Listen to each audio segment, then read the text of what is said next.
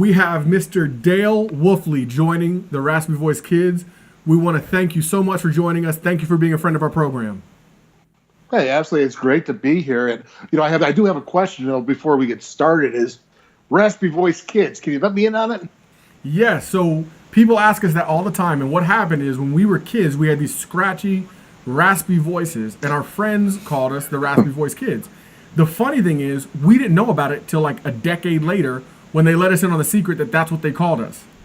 So when we were coming up with a name for our show, we wanted it to be unique, something a little bit different. And my brother Jeremy, who's the co-host on the show, he said, "Why don't we call ourselves the Raspy Voice Kids?" A Raspy Voice. And so that's what we go with. That's what. I think I just heard that. Okay, very good. Yeah, that's our thing. So you, of course, come from West Virginia royalty, the Wolfley family. Your brother Ron, you guys are obviously a big deal in the Mountain State, very big deal in Morgantown. You were exceptional as athletes, but you've been just as great in your years following your physical activity, your academic and athletic careers in Morgantown. We want to ask you though, when you got to Morgantown, when you first made it to campus, when did you know you belonged? Well, let's first go back to the fact that when you talk about royalty in the Mountain State, I mean, we're the Wolfleys. We come from the Wolfle clan of the barbarians of East Germania, man. There's no royalty going on here. But I tell you what, we are a bunch of scrappers. And when I first knew I belonged as a mountaineer, you have to go back to my brother Ronnie's days when he came here in 1981. And you got to realize at the time, my father was ill with leukemia, and it was a time of uncertainty, let's say, with that. So coming down to Morgantown and visiting Ronnie at his games was a release for us and our family. And so from that time on, when I knew I wanted to be a mountaineer, Coach Nayland actually flew up for my dad's funeral. And here's the really cool thing is that it was 2 days. It was the beginning of camp of 1982. What was the first game of 1982? It was the Oklahoma Sooners at Oklahoma. So Coach Nayland canceled 2-day camp, took some of his staff members, flew up on a private plane, and he was there for my father's funeral. And he said, "Hey, we're here for you, young little wolf." And I knew then that's exactly where I was wanting to be and where I wanted to play. Now, I did have some other offers, and I did entertain Penn State, who was national champions that year. But at the very end, loyalty is everything. To me, it was family is blood. So I chose to be a mountaineer, and a mountaineer for life I am. That's awesome. No, that's awesome. Absolutely awesome. That's everything that you ever hear about Don Neal, and not just as a coach, but as a man. You tell you what, he's super. He's the best. He's like another father figure to both Ronnie and myself and all those other Mountaineer players that came before me and after. Now, you redshirted as a freshman, but you lettered in 87, 88, 89, and 90. Is that correct? Yes, and I was a captain as well in 90. That's right. You were the captain. You won the WVU John Russell Award. And so you obviously had a prolific career there at WVU. And now you are you're doing more than just work. You're doing more than just working at WVU. You're still running the varsity club, correct? Yeah. Okay. So basically, what the WVU varsity club is, it's not the restaurant that's next to the stadium. Yeah. It is the alumni for athletics for WVU, and that's what I'm the head of there. Also do the IMG radio. Also do the Next Star Media and AT&T. Mountaineer Game Day and the Dana Hogerson Show, and I do the radio Dana Hogerson Show. So, I have a wonderful job. I get to hang out with all of my alumni brothers and sisters from WVU, host reunions, and I get to keep my hand still in the bag, if you will, where I get to hang out and talk about football, my passion. Football in the Wolfley family is more than just a game for sure. It is a way of life. My brother Craig is now with the Steelers radio. He has been for, I think, 15 to 20 years. My brother Ronnie's with the Arizona Cardinals radio, 10 to 12 years. So, it really does. It's done more than just it got us a college scholarship. It provided a living for us, whether it be in the NFL or coaching in college, such as I did. And also, it has really told us and determined who we are. I really believe in the game of football really teaches you a lot about life's lessons, and I certainly hope to pass that along to my sons and my daughter as well. Yeah, no, that's absolutely awesome. Pass it on to your son and your daughter, and you're doing those things. I'll just say, what I love is you've been doing this for so long. But by the way, this is Jeremy, Jay and Fiend. I'm Brandon's brother. Yeah, man. And when I hear you talk, man, what I love the most about it is I still hear that fire. I still hear that passion. We're how many years into it, and you still have that same fire, that same passion, the same resolve, which comes out through your entire life. Yeah. There's no doubt about that, gentlemen. But, this past weekend before the Delaware State game, they were talking about, hey, how do we get fired up for this game? And, we got to make sure we're ready to play them. They're, so far inferior to West Virginia. That is kind of not a non-interest. I'm saying this, gentlemen. Where's your inner rage?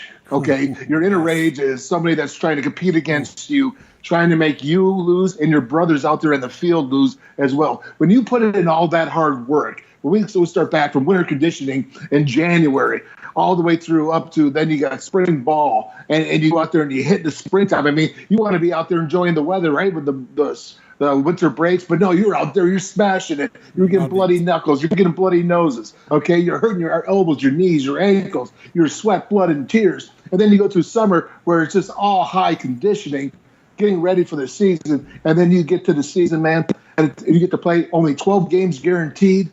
Only 12 Saturdays do you get to go out there and lay it on the line and say, hey, you were crossing me there, you're trying to beat me? No. I'm going to come here at you. I don't care if it's Delaware State. I don't care if it's Kansas. I don't care if it's the freaking Pittsburgh Steelers. Yeah. It's my opportunity to come out and be a football player, be a football warrior on the field. I'm about to run through a wall. Yeah, Keep going, baby.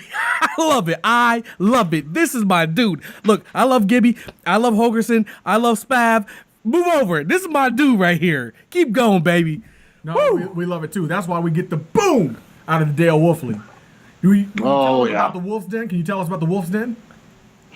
I'll tell you what. That's a funny story. I mean, what other guy that's 45 years old and an old offensive lineman, pushing the 300 pounds and the high cholesterol mark would actually be on TV and go on there and have some fun, but breaking it down. But that's what we did. And we said, hey, we want to do a quality show, bit of entertainment, being a bit of the Wolfman, put it out there. But the X's and O's is really what I want everybody to understand. And I try to keep it fairly simple.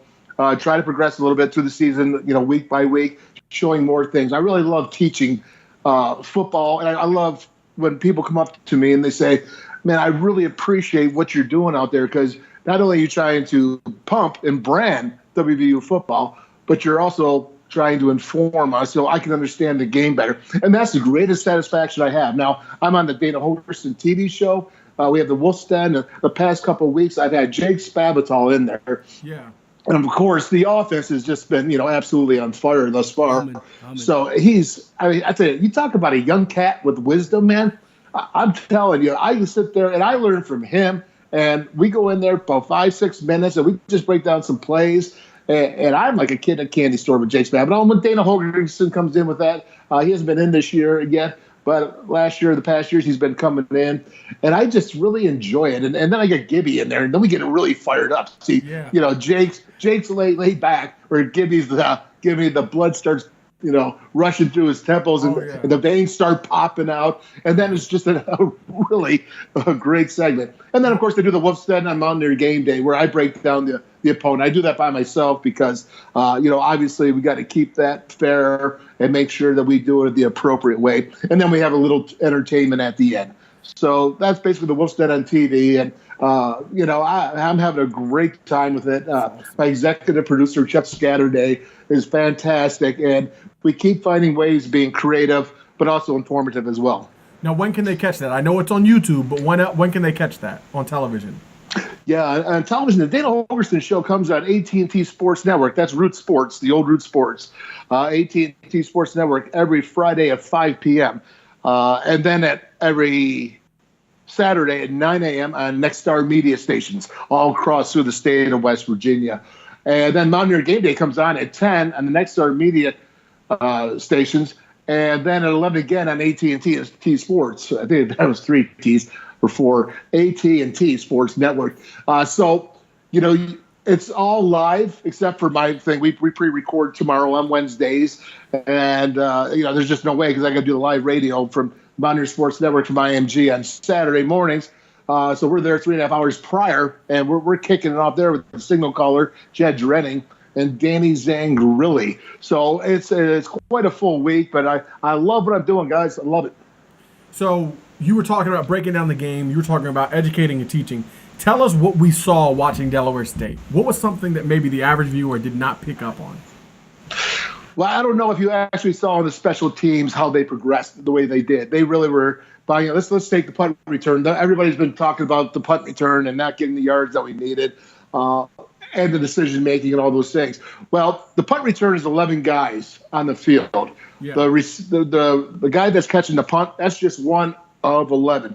That means that 10 guys have to be buying in and selling out, blocking for that guy, holding the opponent from getting down the field. Because when he kicked those big sky punts, like he saw against Virginia Tech, that punter is pretty darn good. Okay, if you're not holding up your opponent, then you're not doing your job, and we're not making any ground in the return game. So I think you saw that. I think if you see Marcus Sims, every time he touches the ball, there's a chance for him to go all the way to the end zone. Yep. The kickoff return against Delaware State, he got in and had a 23-yard punt return, which we haven't seen in 3-4 years.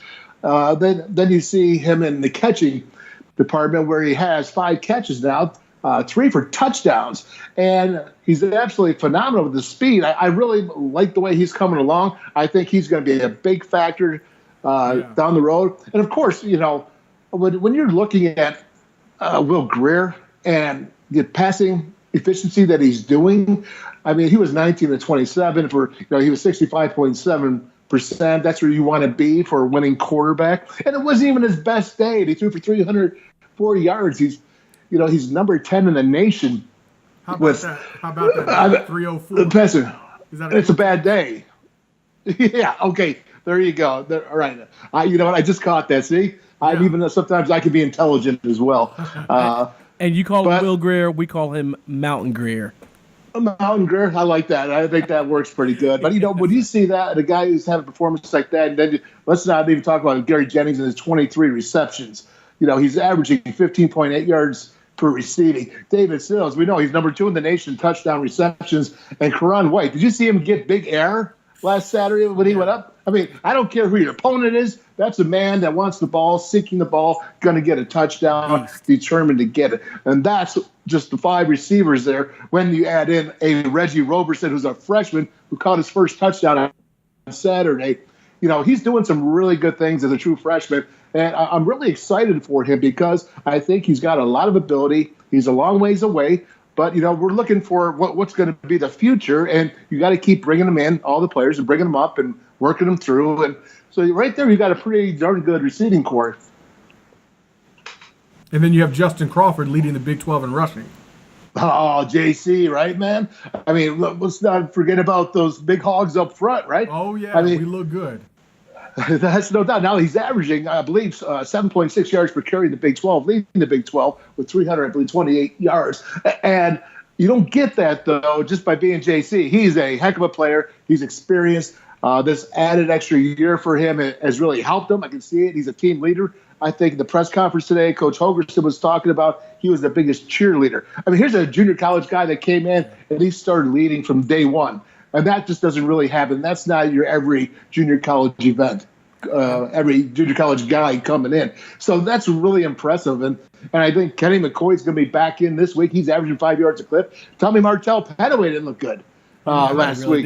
Absolutely. Now, and then Tevin Bush comes in, and you can't even see that cat behind him. I showed the den this week, him getting behind the offensive lineman, and the defense can't see him. Nope. And then he hits the crease, and guess what? If he hits the crease, and that's when the first time you see him, it's already too late because he's gone.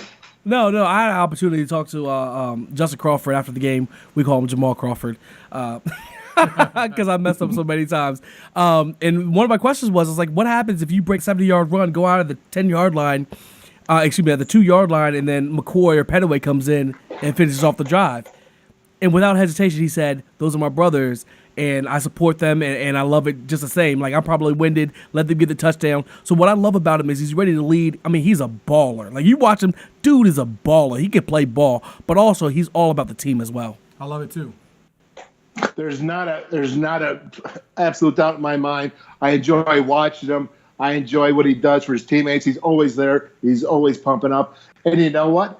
If he's getting his 100 yards a game, he's happy too now. And he's got 5 touchdowns. Remember what the big knock was on him last year? You can't finish. 333 yards against Oklahoma, and you don't score a touchdown. Well, guess what? He's got 5 touchdowns, and he's finishing them. And guys, let me just talk about one point that I really love the most that I see from the first 3 games. May I do that? Yeah, we want to hear it. Maybe it's all you. Okay, all right. So last year, West Virginia was 58% in the red zone of scoring touchdowns. Okay, 58%. It was like 33 of 57 tries that we could not. We had to kick a field goal. And it was just we weren't scoring enough points. And so after 3 games, it's only been 3 games, but we've gone against some players now. Virginia Tech certainly is nothing to slouch at. We are 13 of 16 for that's like 81%. If my math is correct, which I'm terrible at math, so I'm not sure, but I think it's something like 81%, which is a huge jump. That means they're getting it done in the red zone. They're putting 7 points on the board rather than 3. That's extremely important. When you play football, it's all about when you get in the red zone, it's scoring touchdowns. You settle for field goals, you lose games. So that's a great point. No, that's excellent. We like your insight, and we want to see if we can take some of that insight and shed some light on the game coming up. We start Big 12 play with the Kansas Jayhawks. What do you think we should be keying on going into that game? Well, I'll tell you the first thing we got to key on is West Virginia. Okay.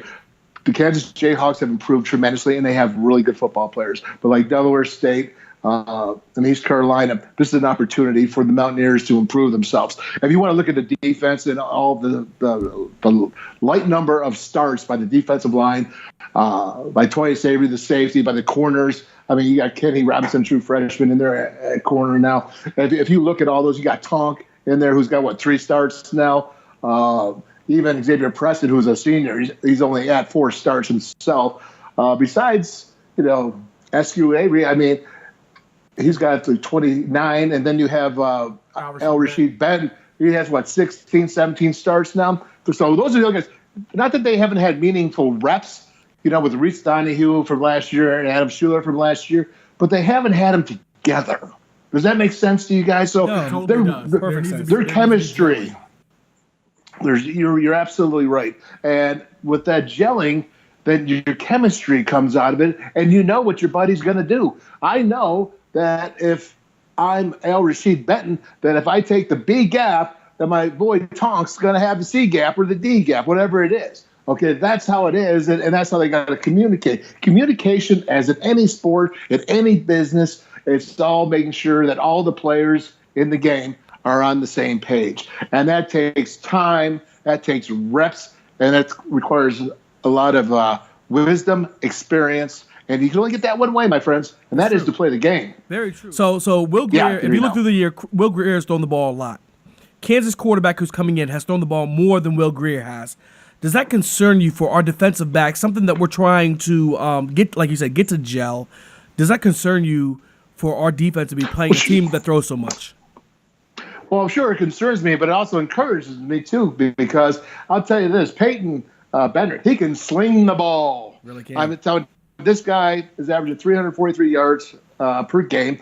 He is throwing the ball close to 50 times. Now, some of that may be because they got down a couple of times very early in the game, so I had to throw the ball more. But this is a Doug Meacham coordinated offense. They're gonna sling that ball around, and you'll see that Kansas has 5 receivers in the double digits in receptions, and the guy who's really the leader, who's got a 24-game catching a ball streak, which I think is really pretty awesome, because especially in this day and age. But Steven Sims, number 11, he has 2 TDs. He's got 10 receptions, 202 yards. But he's been the guy. He's been the go-to guy.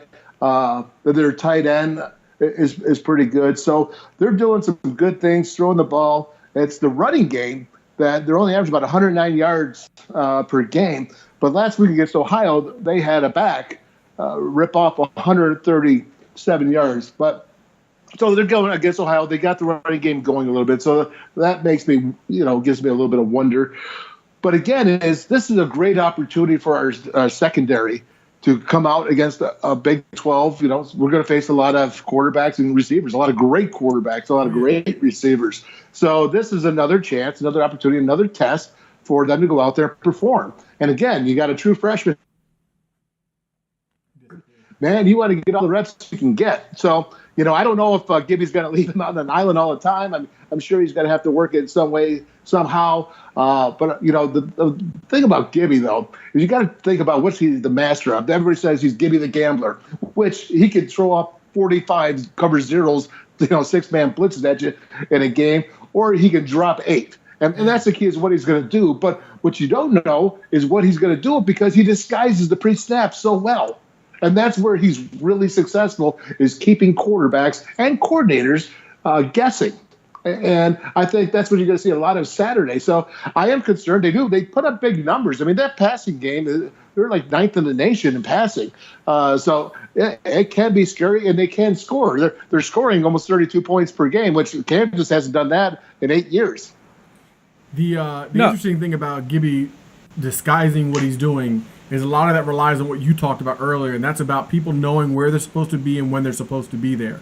If you can't know that for yourselves, it's really hard to make other people confused. If you're confused in your secondary, if you're confused at the linebacker, then it's hard to disguise what you're doing and confuse the opponent.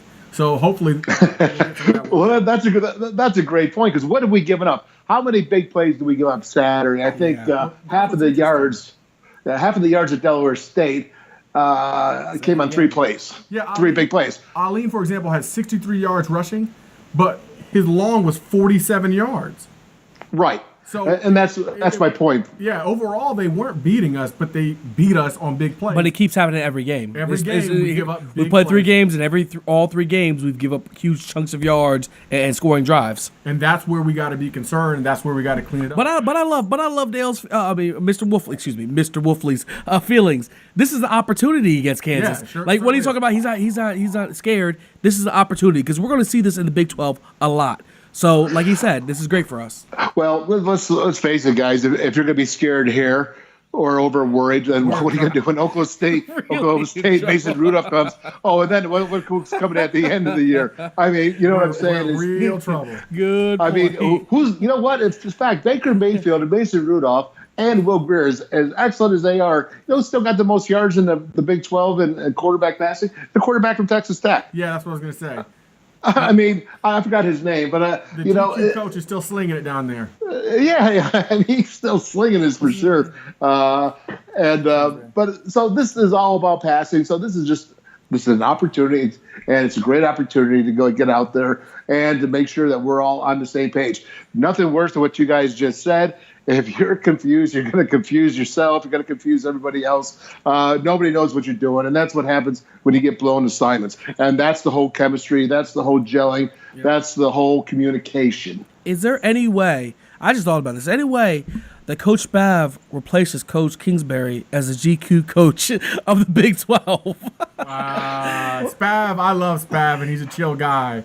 But he's no Cliff Kingsbury when it comes to GQ. I disagree, but go ahead. Okay. Well, I'm going to say this. Spav cares about that. Spav's all about winning. Okay. All right. I'll tell you what, I agree with you there. Spav is all about winning, and the dude's just really laid back. I'll tell you what, he's got a lot of wisdom. I said it earlier in the broadcast. He's got a lot of wisdom for such a young dude, man. And you know what? It's great to have him here. I think Coach Holgerson is really enjoying. He's getting to actually coach the whole team and not have to worry about the play calling because he has so much faith. Don't get me wrong. This offense is totally geared in Coach Holgerson's whole scheme. Okay, it's his model. It's his model, and there is a twist. It's the Jake Spavital twist that's on top of it, and he's running the show. And I love that because again, you being the head coach. I was the head coach at Phoenix College, a junior college out there in Arizona. Yeah. And I was the defensive coordinator first year as a head coach, and it just didn't work because I had to worry about the offense and special teams. And if I'm giving my all to defense, I'm not giving my all to offense. I'm not giving my all to special teams. So I think it was a great move for him. Very few people are actually the head coach and the play caller. And I think it really is helping West Virginia, and it's helping, our quarterback, have a real quarterback guy that knows the play. I mean, what Jake talks about, when he looks at Will Greer, he doesn't even finish his signals because Will Greer turns around and he already knows what Jake's calling. Yeah. That's talking about being on the same page. This is a guy that is very mature in understanding. Both of them are mature. They have their coffee together. They're buds. You know what I mean? They're just like doing their thing and getting it done and, leading this team. Yep. Very few leaders that are like Will Greer that has come in this team and everybody jumps right on board with him and they're following him. I'm telling you what, he's the leader of the ship. He's the captain, man, and no one doubts that. Let's wind it down. You gave us great insight. You gave us a great review of Wonderful. Delaware State. You got us a great preview of KU. We want to know 3 questions that we ask every person who joins We ask the show, everybody who comes on here. plus some bonuses. Now, Okay. what is the best Pop-Tart? Chocolate. All right, chocolate Pop-Tart. All right. What is the best fast food French fry? McDonald's. Absolutely. Good Wonderful choice. choice. And you have children who will be from this time period. What is the better movie? The Lion King or Toy Story? Oh, the Lion King. Yeah, that's right. That's right. My man Dale Wolfley in the building. All right, now I want to ask you this question. You're in a bar fight. You would never be in a bar fight, Mr. Wolfley. We understand you would never do this. But if somehow fate had it that you were required to be in a bar fight, who are you taking with you? Daryl Talley or Ronaldo Turnbull? Taking both.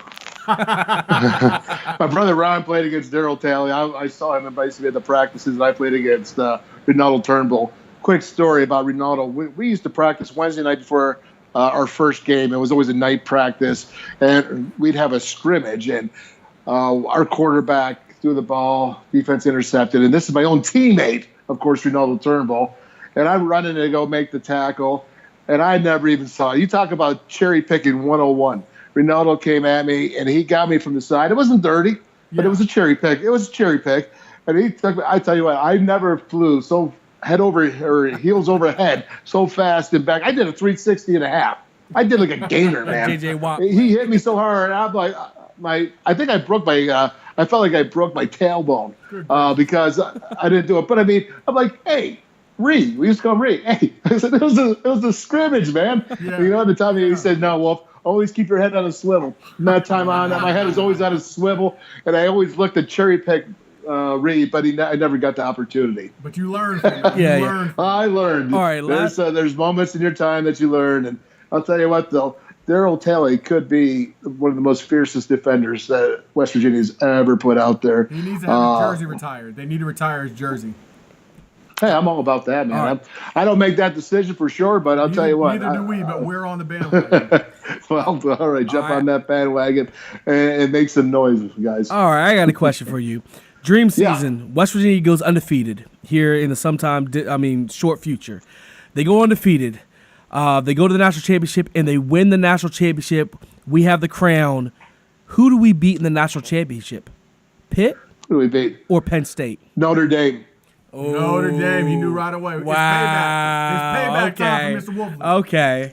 All right, so Yeah, no doubt about it. Carrying it for about 30 some years now. Final question. I couldn't even get through the question. This is a rumor we heard. The 88 season when you guys went undefeated, is it true that the reason you went undefeated is because you guys all agreed to not go to any parties and nobody swore or drank alcohol the entire season? Is that true? Is that true?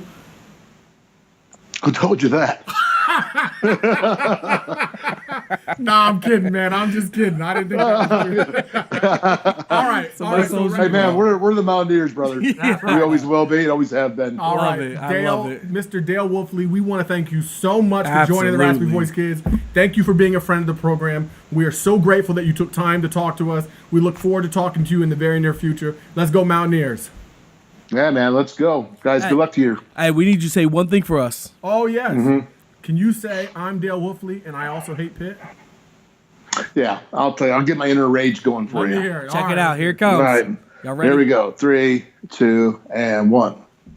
I'm the Wolfman, Dale Wolfley. I follow God.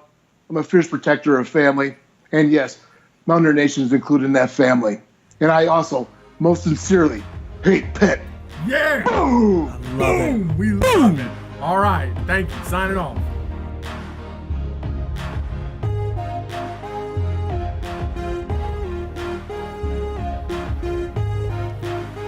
Thanks for listening and watching. Don't forget to like, comment, and subscribe. Check the links in the description for all our other media outlets. And no matter what you do, no matter what you heard, no matter what we said, don't forget, we also hate Pitt.